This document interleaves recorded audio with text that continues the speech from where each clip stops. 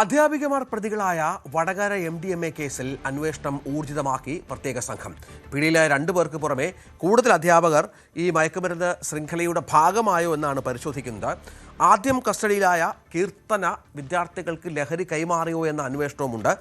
അന്വേഷണ സംഘം ഇന്ന് യോഗം ചേരുന്നുണ്ട്. MS അനീഷ് കുമാർ ചേരുന്നുണ്ട്. അനീഷ്, 2 തരത്തിലാണ്. ഒന്ന്, ഈ വിദ്യാർത്ഥികൾക്ക് ഇതുമായി ബന്ധപ്പെട്ട എന്തെങ്കിലും പങ്കാളിത്തമുണ്ടോ?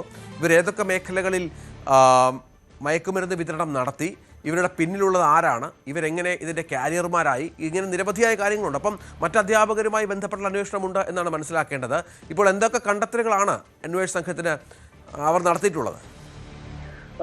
രജിത്ത്, പ്രാഥമികമായി തന്നെ കൂടുതൽ അധ്യാപകർ ഈ ചങ്ങലയുടെ കണ്ണിയാണോ എന്ന പരിശോധന പോലീസിന്റെ ഭാഗത്തുനിന്നും ഉണ്ടാവുന്നുണ്ട്. കാരണം ആദ്യം ഈ മയക്കുമരുന്നുമായി ഒരു യുവാവിനെ പിടികൂടിയിരുന്നു. ആ യുവാവിന്റെ മൊബൈൽ ഫോണുകളും മറ്റും കേന്ദ്രീകരിച്ച് നടത്തിയ അന്വേഷണത്തിലാണ് കീർത്തന എന്ന അധ്യാപികയിലേക്ക് ആദ്യം അന്വേഷണം എത്തിയത്.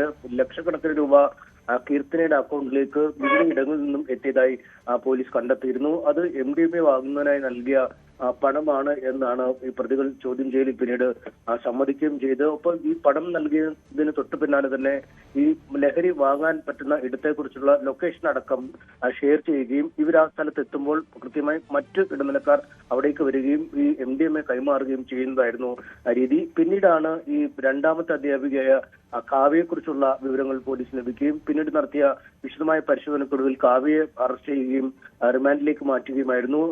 ഈ BRCയിൽ തന്നെ ഈ കാവ്യയ്ക്കും കീർത്തനയ്ക്കുമൊപ്പം മറ്റൊരു അധ്യാപിക ഏറെ അടുത്ത് ഇടപഴകി എന്നാണ് നേരത്തെ അവിടുന്നുള്ള സഹപ്രവർത്തകർ തന്നെ പറയുന്നത്. ഇവർ 3 പേരും ഒറ്റക്കെട്ടായാണ് അവിടെ യോഗങ്ങൾക്ക് പോവുകയും അവിടെ ചെല്ലുമ്പോൾ ഇരിക്കുകയും പുറത്തേക്ക് പോവുകയും ഒക്കെ ചെയ്യുന്നത്. അതുകൊണ്ട് തന്നെ ഈ 3ാമത്തെ അധ്യാപികയ്ക്കും ഒരു പക്ഷേ ഈ കുറ്റകൃത്യത്തിൽ പങ്കുണ്ടോ എന്ന ഒരു സംശയമുണ്ട്. ഇതേക്കുറിച്ചുള്ള വളരെ വിശദമായ പരിശോധനകൾ നടത്തും. ഒപ്പം ഈ 2 പേരെയും നിലവിൽ റിമാൻഡിൽ കഴിയുന്ന 2 പേരെയും കസ്റ്റഡി ആവശ്യപ്പെട്ട് പോലീസ് കോടതിയെ സമീപിച്ചിട്ടുണ്ട്. അതായത് അവരെ ഒന്നിച്ചിരുത്തി ചോദ്യം ചെയ്താൽ കൂടുതൽ വിവരങ്ങൾ അറിയാം. എങ്ങനെയാണ് ഇവർ ഈ ലഹരിയുടെ കണ്ണികളായി മാറിയത്? കാരണം 1 വർഷം മുമ്പ് വരെ അങ്ങേയറ്റം സാമ്പത്തിക ഭദ്രത ഇല്ലാത്ത രീതിയിൽ ജീവിച്ചിരുന്ന ആളുകളാണ് ഇവർ 2 പേരും. പക്ഷെ വളരെ പെട്ടെന്ന് അവരുടെ ജീവിതശൈലിയിൽ മാറ്റം വരുന്നു. വസ്ത്രധാരണത്തിൽ അടക്കം മാറ്റം വരുന്നു. ആഡംബര വാഹനം വാങ്ങുന്നു എന്നിവയടക്കമുള്ള വലിയ തരത്തിലേക്കുള്ള ജീവിതശൈലിയിലെ മാറ്റം പ്രകടമായി. ഒപ്പം ഈ സ്കൂളുകളിൽ ജോലി ചെയ്തപ്പോൾ പോലും കൃത്യമായി പണിയെടുക്കാത്ത ഒരു സാഹചര്യം ഉണ്ടായിരുന്നു. ശരി അനീഷ്.